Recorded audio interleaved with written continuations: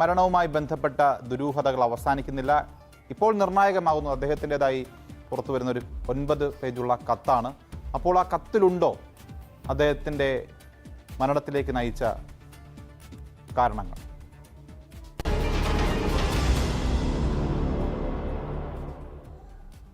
Confident group ഉടമ doctor CJ Roy ജീവനെടുക്കാൻ നേരത്തെ തീരുമാനിച്ചിരുന്നുവെന്ന് വ്യക്തമാക്കുന്നതാണ് ആ കത്ത്. മരണത്തിന് മുൻപ് തന്നെ അദ്ദേഹം തയ്യാറാക്കി വെച്ചിരുന്ന 9 പേജുള്ള കുറിപ്പ് ബന്ധുക്കൾക്ക് കിട്ടി. കുടുംബാംഗങ്ങളോട് മാപ്പ് ചോദിച്ച് തയ്യാറാക്കിയ കുറിപ്പിൽ വിദേശ നിക്ഷേപവുമായി ബന്ധപ്പെട്ട നേരിട്ട തിരിച്ചടികളെക്കുറിച്ച് അദ്ദേഹം വിവരിക്കുന്നു. പരിശോധനയുമായി ബന്ധപ്പെട്ട സമ്മർദ്ദങ്ങളെക്കുറിച്ചും പറയുന്നു. കോൺഫിഡന്റ് ഗ്രൂപ്പ് CJ റോയിയുടെ മരണവുമായി ബന്ധപ്പെട്ട് ഇപ്പോൾ കൂടുതൽ തെളിവുകൾ പുറത്തു വന്നുകൊണ്ടിരിക്കുകയാണ്. അദ്ദേഹത്തിന്റെ മരണം അറിഞ്ഞ ആ ഒരു നിമിഷം നമ്മളെല്ലാവരും ഭയങ്കര ഞെട്ടലോടെയായിരുന്നു ആ ഒരു വാർത്ത കേട്ടത്, അല്ലെ? റോയ് സാർ അങ്ങനെ ചെയ്യില്ല, ഇത് കരുതി കൂട്ടി ആരോ ചെയ്യിച്ചതാണ്. ഇൻകം ടാക്സ് വകുപ്പിന്റെ റെയ്ഡിനിടയിൽ അമ്മയോട് സംസാരിക്കണമെന്ന് പറഞ്ഞിട്ടാണ് അദ്ദേഹം ഒരു മുറിയിലോട്ട് പോകുന്നത്. എന്നിട്ട് സൈലൻസർ ഘടിപ്പിച്ച തോക്ക് ഉപയോഗിച്ച് നെഞ്ചിൻ ഭാഗത്ത് ഷൂട്ട് ചെയ്ത് മരിക്കുകയായിരുന്നു. നമ്മൾ എല്ലാവരും തന്നെ ചിന്തിച്ചത് വെറും ഒരു റെയ്ഡ്, IT വകുപ്പിന്റെ റെയ്ഡ് പേടിച്ച് അദ്ദേഹം ഇങ്ങനെ ചെയ്യോ? പേപ്പർ ഏതെങ്കിലും കാണിക്കാൻ കഴിഞ്ഞിട്ടില്ലെങ്കിൽ അവർ ചുമത്തുന്ന ആ ഒരു പിഴ കൊടുക്കാൻ കഴിയാത്ത ആളൊന്നുമല്ലല്ലോ. 9,000 കോടി ആസ്തി ഉണ്ട് എന്നാണ് അറിയാൻ കഴിഞ്ഞത്.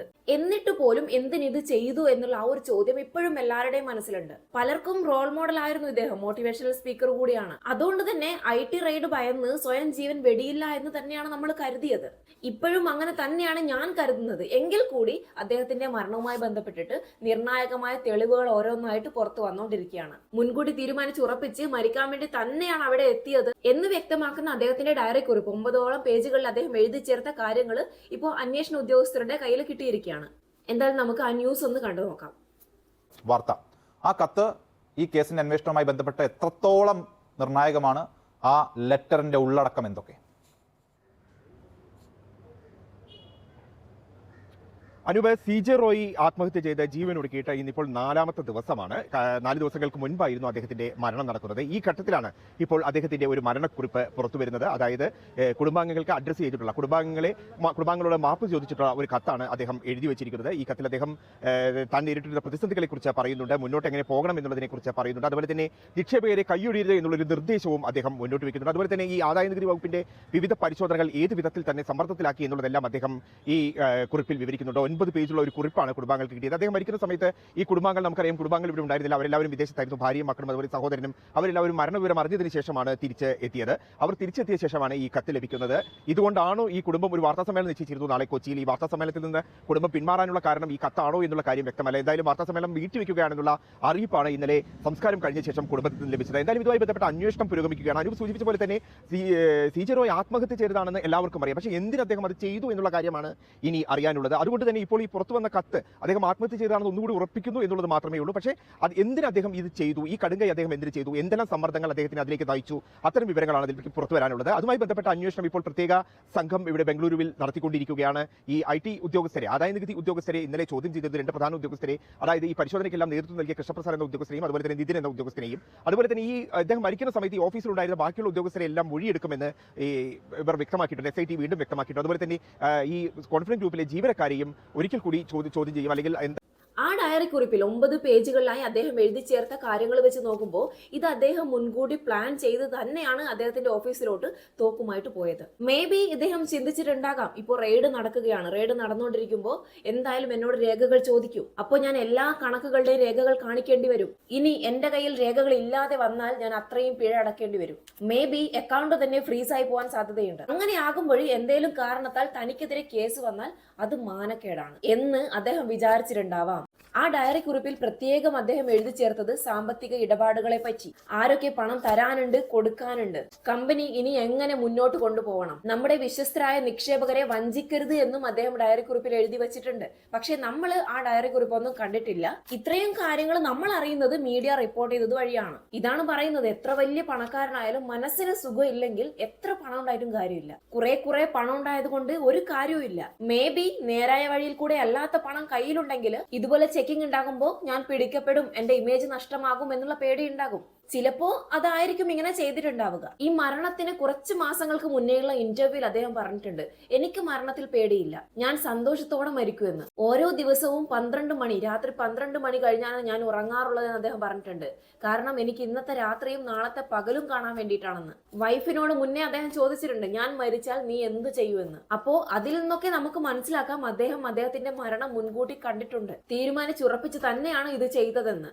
ആദ്യമൊക്കെ ഇദ്ദേഹത്തിന്റെ ബ്രദർ പറഞ്ഞിട്ടുണ്ടായിരുന്നു IT ഉദ്യോഗസ്ഥർ ഇതിന് ഉത്തരം പറയണം, അവർ അദ്ദേഹത്തെ മാനസികമായി ബുദ്ധിമുട്ടിച്ചിട്ടുണ്ട് എന്ന്. പക്ഷെ പിന്നീട് മരണാനന്തര ചടങ്ങുകൾക്ക് ശേഷം അദ്ദേഹം ഈ ഒരു വിഷയത്തെ കുറിച്ച് ഒന്നും സംസാരിച്ചിട്ടുണ്ടായിരുന്നില്ല. മേ ബി അത് ഈ ആത്മഹത്യാ കുറിപ്പ് കണ്ടതുകൊണ്ടായിരിക്കണം, ഈ ഡയറി കുറിപ്പ് കണ്ടതുകൊണ്ടായിരിക്കണം. പക്ഷേ ആ ഒരു ഡയറി കുറിപ്പ് കിട്ടിയെന്നല്ലാതെ ഇപ്പോഴും ഈ ഒരു വിഷയത്തിൽ ഒരുപാട് ദുരൂഹതകളുണ്ട്. ക്രിസ്റ്റൽ ഗ്രൂപ്പുമായി ബന്ധപ്പെട്ട് ചില വാർത്തകൾ ഇങ്ങനെ കറങ്ങി കളിക്കുന്നുണ്ട്, അത് നിങ്ങൾ സോഷ്യൽ മീഡിയയിലൊക്കെ ആയിട്ട് കണ്ടിട്ടുണ്ടാകുമല്ലോ. ഇദ്ദേഹം റോയ് സർ ആദ്യം ജോലിക്ക് കയറുന്നത് ക്രിസ്റ്റൽ ഗ്രൂപ്പിന്റെ മാനേജർ ആയിട്ടായിരുന്നു.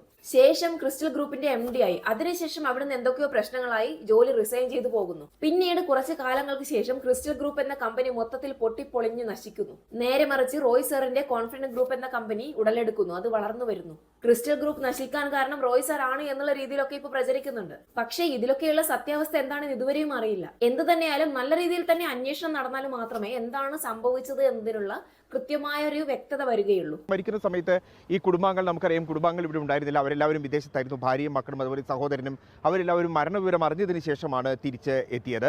അവർ തിരിച്ചെത്തിയ ശേഷമാണ് ഈ കത്ത് ലഭിക്കുന്നത്.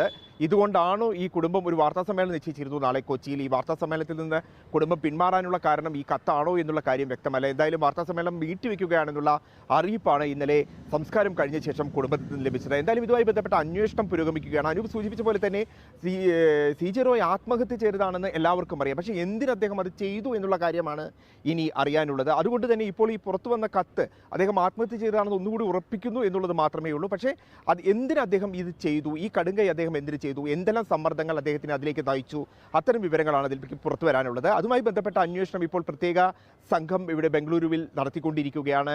ഈ IT ഉദ്യോഗസ്ഥരെ, ആദായനികുതി ഉദ്യോഗസ്ഥരെ ഇന്നലെ ചോദ്യം ചെയ്തിരുന്നു. 2 പ്രധാന ഉദ്യോഗസ്ഥരെ, അതായത് ഈ പരിശോധനയ്ക്കെല്ലാം നേതൃത്വം നൽകിയ കൃഷ്ണപ്രസാദ് എന്ന ഉദ്യോഗസ്ഥരെയും അതുപോലെ തന്നെ നിതിൻ എന്ന ഉദ്യോഗസ്ഥനെയും, അതുപോലെ തന്നെ ഈ അദ്ദേഹം മരിക്കുന്ന സമയത്ത് ഈ ഓഫീസിലുണ്ടായിരുന്ന ബാക്കിയുള്ള ഉദ്യോഗസ്ഥരെ എല്ലാം മൊഴിയെടുക്കുമെന്ന് ഇവർ വ്യക്തമാക്കിയിട്ടുണ്ട്. SIT വീണ്ടും വ്യക്തമാക്കിയിട്ടുണ്ട്. അതുപോലെ തന്നെ ഈ കോൺഫിഡൻസ് ഗ്രൂപ്പിലെ ജീവനക്കാരെയും ഒരിക്കൽ കൂടി ചോദ്യം ചെയ്യും, അല്ലെങ്കിൽ എന്തൊക്കെയാണ് സംഭവിച്ചതെന്ന് അവരുടെയും മൊഴിയെടുക്കും.